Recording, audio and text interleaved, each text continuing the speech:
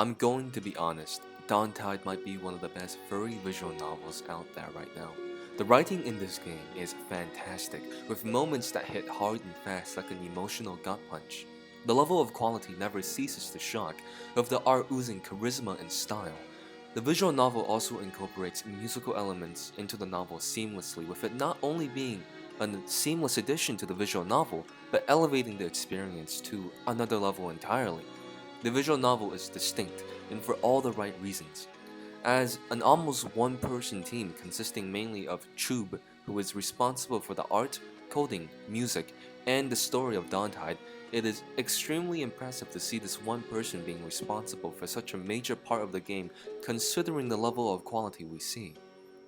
Unfortunately, I was only able to find and credit Chube's Twitter, which is listed in their itch.io bio, but I wanted to give a quick thanks to all the others who contributed to Dawntide as well. But before I can chill out any further, I implore you to go experience this visual novel first before I spoil all of it. And in any case, there will be some parts of the video that will feel disjointed and won't make sense without the full experience of the game under your belt.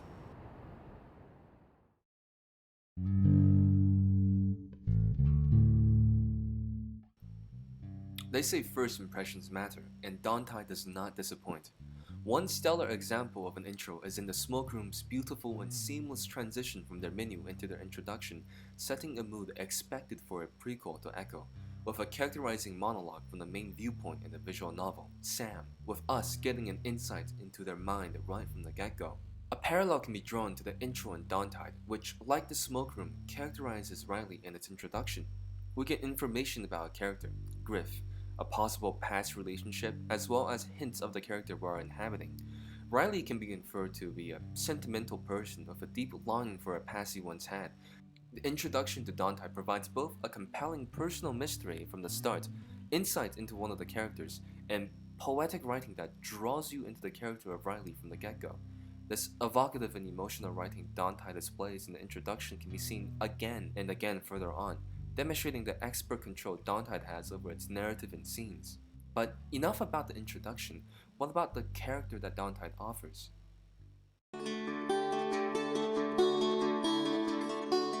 Dawntide's setup for its cast and setting can ring familiar to some.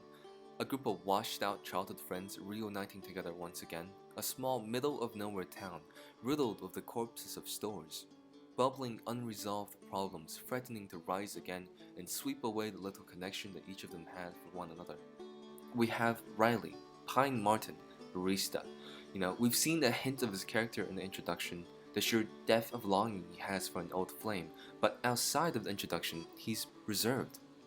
Easy to fade in the background compared to the more vibrant personalities of his friends, but despite being easily overshadowed, Riley is his own character, with hints of his personality shining through, especially through his inner voice. And we'll put a pin in that because I'll get back to it, but let's move on for now. Second on the list is Ranzo, canine mix, cargo sailor. He has become distant after 4 years overseas. Ranzo returns to Port Ware 4 years after he set off. Bright, optimistic, and friendly, it's said to be uncanny to see him display any signs of anger. The third is Joe, Castro, curator's assistant, and deadly chain smoker. The character introduction on the store page says that he dabbles in synthesizers and other audio equipment. Joe takes it relaxed and chill, preferring no plans to the rigidity of one. The fourth is Sal, Red Deer, graphic designer, probably the most composed one in the entire group. Known as the reliable one, she wears that declaration with pride. Almost the complete opposite of Joe, Sal is a planner. She does her best for the friend group, always trying to guide them away from the natural amounts of trouble they make, such as subtly guiding Riley away from Lee, whoever he is in the Shinbo.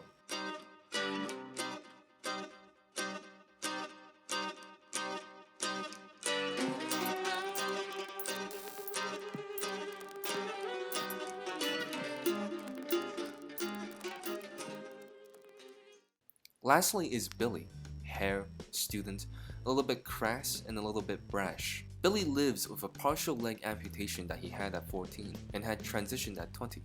His life experiences can obviously be seen shaping him, such as refusing help when he's offered it and a slightly unhealthy amount of focus. He's a typical sports guy that'll take you to cycle 20 miles and call it easy. He's probably the least fleshed out of the bunch, considering we spend the bulk of the time with the only character route in the game so far, Ranzo's, as well as with Sao and Joe during that route, but I think we'll see that change in subsequent updates. When reading through the dialogue, it is obvious they are friends. The dialogue is natural, sounding like friends ping-ponging off each other's words, but there are also obvious cracks. Some topics, for example, are off-limits. The dynamic also doesn't work, as shown by Sao and Joe's clash for order and chaos. The story conveys both a wonderful sensation of belonging for Riley, but also presenting enough cracks in the friendship that the readers know that there is something festering. This is shown in the first reunion at the pub, when the crew goes and sits where their teenager selves used to sit. The table is smaller, their knees knock into each other. They have clearly outgrown it, but they still sit there anyways, clinging onto a past that's quickly fading, with Riley clinging onto that faint semblance of normalcy that he used to share with the others in the group. Another advantage that Dawntide utilizes is an unreliable narrator, which may or may not be the accurate phrase for it, but whatever. You see, there are pieces of narration and information that Riley the character knows intimately, but we the audience doesn't, because Riley never reveals what these events actually are. For example, Riley meets characters he shares history with that we the audience meet for the first time. These revelations, the chipping at the mystery that lies at the center of Riley's past, feel earned instead of cheap, with the story itself working to introduce these elements slowly, so that the pieces of Riley's past can be pieced together. The game isn't afraid to foreshadow pieces of these information, leading to incredible second and third playthroughs when you discover them. This is incredible, and also captivating writing. You can often find these little pieces hidden behind choices, often vague and ominous information from Riley's inner voices that hint at something greater, and I can't wait until the mystery is slowly revealed throughout the story.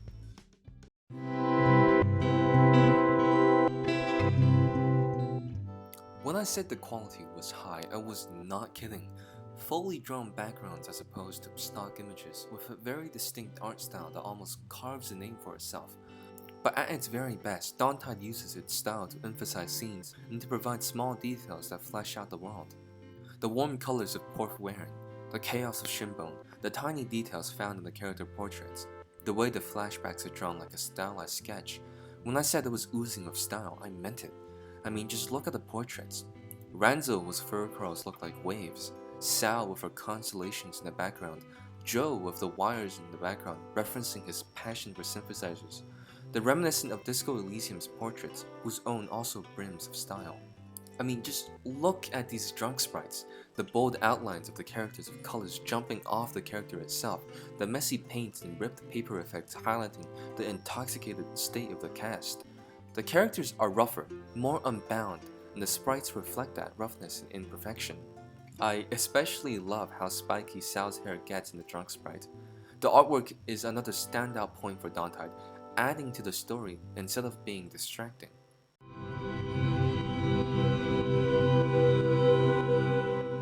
We've talked about the characters, we've talked about the art, now it's time to get to the good part, the music. Personally, I believe that it's the music that raises up this visual novel to be as good as it is. Dawntide, though it doesn't have the disclaimer, is meant to be heard. Like the characters themselves, we're also introduced to the characters' musical themes alongside them. The bright plucky strings of Ranzo reminiscent of something nostalgic. The playful bass of Sal and the soft chords in Riley that both reflect their laid-backness.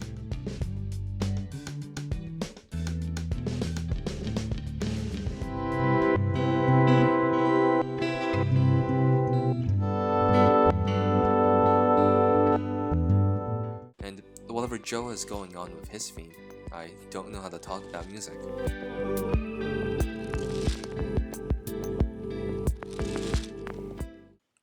When you first hear these themes, they may sound like background music, but these melodies will be incorporated into future songs to astounding effect, tying characters into scenes musically, which I don't think I've noticed any other visual novels do. For example, Night, which is just Sal's theme slowed down, plays during the return to Riley and Sal's apartment.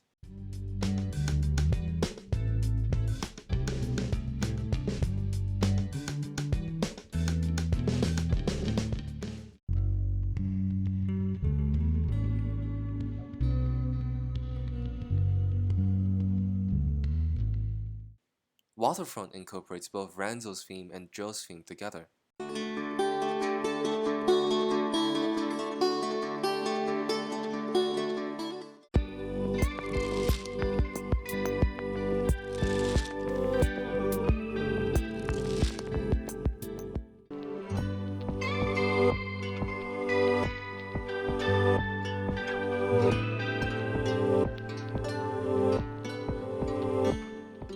The return almost sounds like Ranzo's theme, sounding hesitant and unsure in the beginning of the song, just like Ranzo's small unsure confessions during his route, before developing into the rest of the song.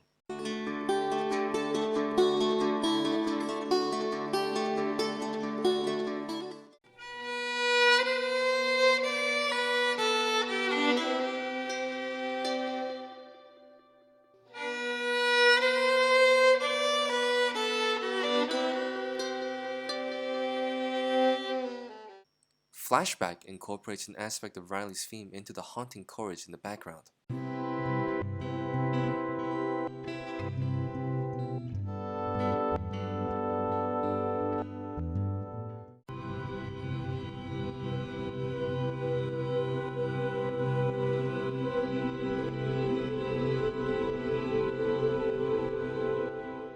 I really love the musical leitmotifs Dawntide establishes and uses, and how Dawntide uses the medium Foley with music, art, and writing to create something unforgettable. Other times, music heightens the scene and brings dimension where it would be flat.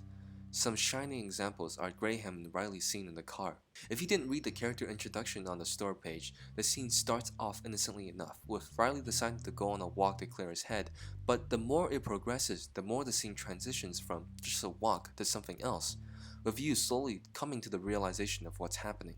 Like always, the writing is phenomenal, tiny details popping out in the narration, hinting at the rough edges of events, but pouring with enough vivid descriptions as to not even need concrete descriptions to ground the viewer in something visceral and electrifyingly real. The music heightens the emotion in the scene, charging the scene with tension in a way that only a combination of quality writing and excellent music can achieve. Another highlight of Dawntide's music would obviously be the foreboding Keels track, which involves a sense of melancholy and despair that is incredibly pronounced. Something terrible happened there, and the music foreshadows it. You can practically feel the chills running down your spine when this track comes on, especially when you're snooping around in Ranzo's book. This song carries a truck ton of emotional impact, and I found myself feeling genuinely uncomfortable whenever the track comes on, usually pairing well with another emotional scene in the visual novel.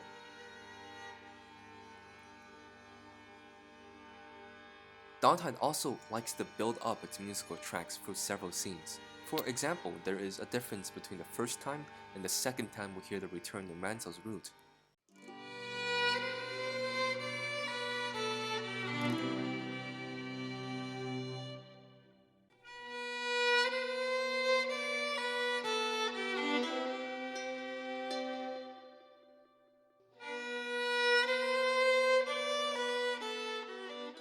As well as hints of Griff's theme and the reflection of the shop window, and his theme at the actual meeting. Having these themes come back bigger, better, and more pronounced in the scene, building upon variations of previous themes that happened, is another one of the ways Dawntide uses music to heighten the sheer raw emotions in the scene, and gives perhaps even more dimension to their foreshadowing. Songs are just absolute blasts to hear. Some notable tracks are Eliza's theme, which introduces an old friend from Riley's flashback. The music encapsulates a sort of ruthless quality that the intimidating sprite similarly shares.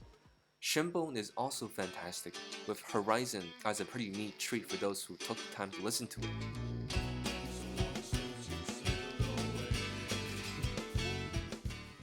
And finally, the way the story introduces him is goddamn excellent, and it's when the story first flexes its muscles. But the introduction to Griff starts from the very first moments of Dawntide. You can find him as a streak of white light in an abandoned shop window, the pale yellow pools of eyes from the backseat of a taxi. The story builds up this introduction unlike all of Riley's other friends as almost a mythical figure, a force of so much light paired with a soul-wrenching amount of longing. All these moments serve to build upon each other to create Griff's intro into the story. The music fades in, Riley's thoughts go on full-blown overdrive, and you can feel the disbelief, shock, and a tiny edge of tentative hope. Griff appears, shining there in the dark, an artificial sun that dims out the stars itself. He glows under the shade of the lamps, a goddamn beacon in a shitstorm that is Riley's life. A figment of a past that Riley thought he lost come back to life, and all Riley can do is desperately, but not too desperately, latch onto that once lost future. This scene is so good. Riley as a character shines through in this scene with the stuttering awkwardness, the rolling mix of hope, desperation, and anxiety, while Griff's laid-back confidence and smile burrows its way back into Riley's heart again as a contrast to just how off-balance Riley is, with him desperately trying to apply a facade of himself that seems more in control, more put together, worthy enough to keep Griff around. You feel the brunt of this bittersweet reunion full force in the tragedy through Riley. The music then swells, the violin serenading something ethereal while you watch Riley stumble for his words. The character design, the pure white snow-like fur of Griff, almost does seem holy. The character design is on point with him in this game, with the symbolic mask of the past and nostalgia captured in the pure unmarked white fur, with just a small reminder of darkness splashed across his hands.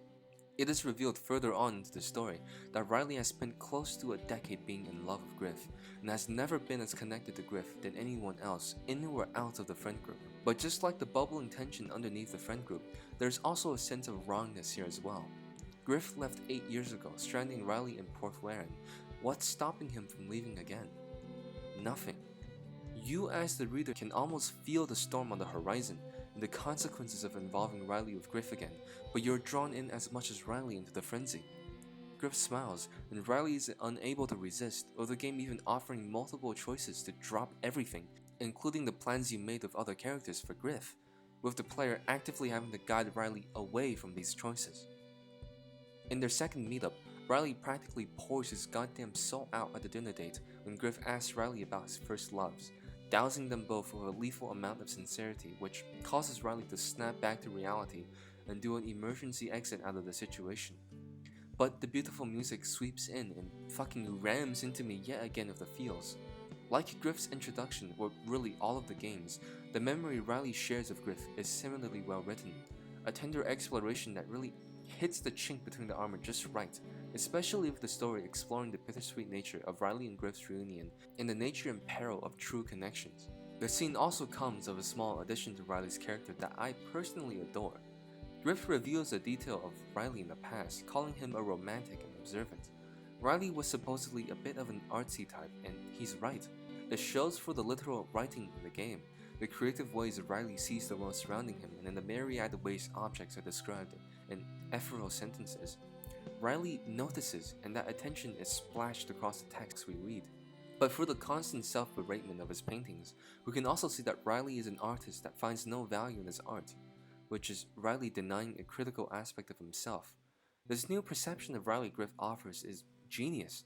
Dawntide ties in Riley's personality, his emotion, to the literal narration of the story. It's not an offer telling you about Riley and his friends, it is Riley himself who is doing that, and I don't think I've ever felt this connected to a character for the narration. It's a neat observation that I feel adds significantly to the story and writing. Remember the inner voices I mentioned when I was talking about the characters? Well, we're getting to it now.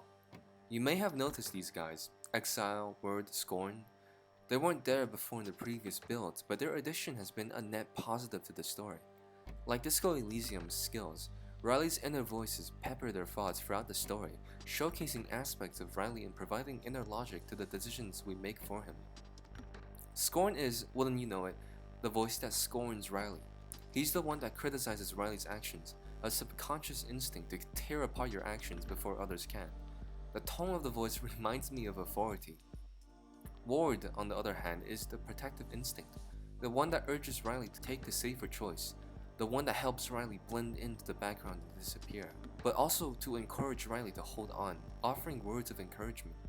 Honestly, it reminds me a lot of Volition, with it acting like a sort of guardian to Exile, who in contrast is more childlike. It's the hopeful part of Riley, the one that is hurting but reaches out anyways to hold on to any sort of connection to keep Riley from drowning entirely.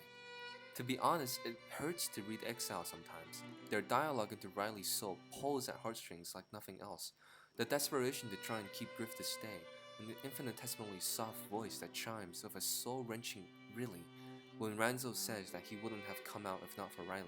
These little scraps of thoughts, contextualized as parts of Riley, bring exactly the sort of insights that the skills from Disco Elysium has, and I love it all the more for it. With it managing to connect desperate thoughts in Riley's head together in scenes, sometimes exploding out in statements that add so much more to an already emotional scene.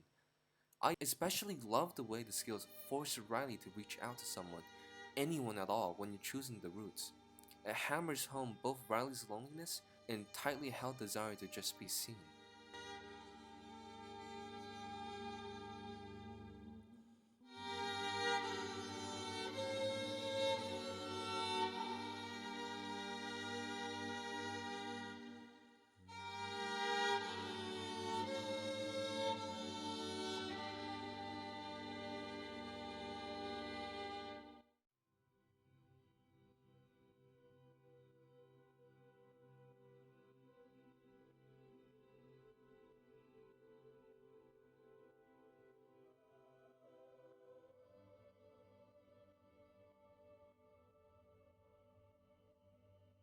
Remember how I said Dawntide was great for second or third playthroughs? Well, this is it.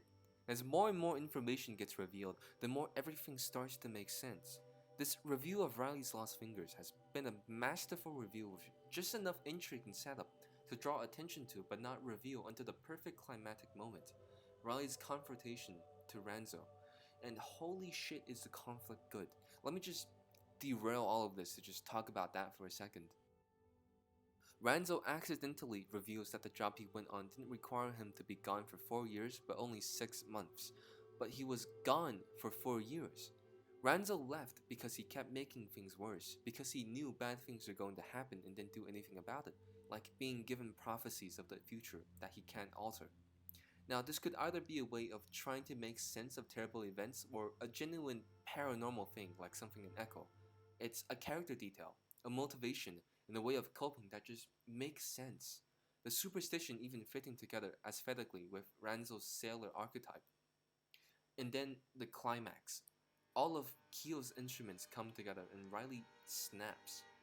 Riley's thoughts chime in, recounting a memory or parroting the words of someone. The twist is the very first concrete hint of something terrible that happened. At the end of the scene, I was left with both an incredible amount of bittersweetness, but also a tint of confusion. From the way things are looking, it seems that this review was only the tip of the iceberg, and I can't wait to find out the core of Dawntide.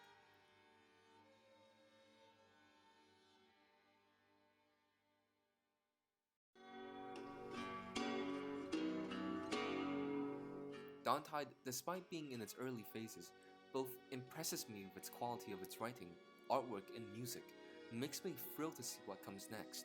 Both the romance of its characters, the exploration of Riley's past, and the absolute banger songs I'm sure will come from the future updates. I just want Riley to be happy, man.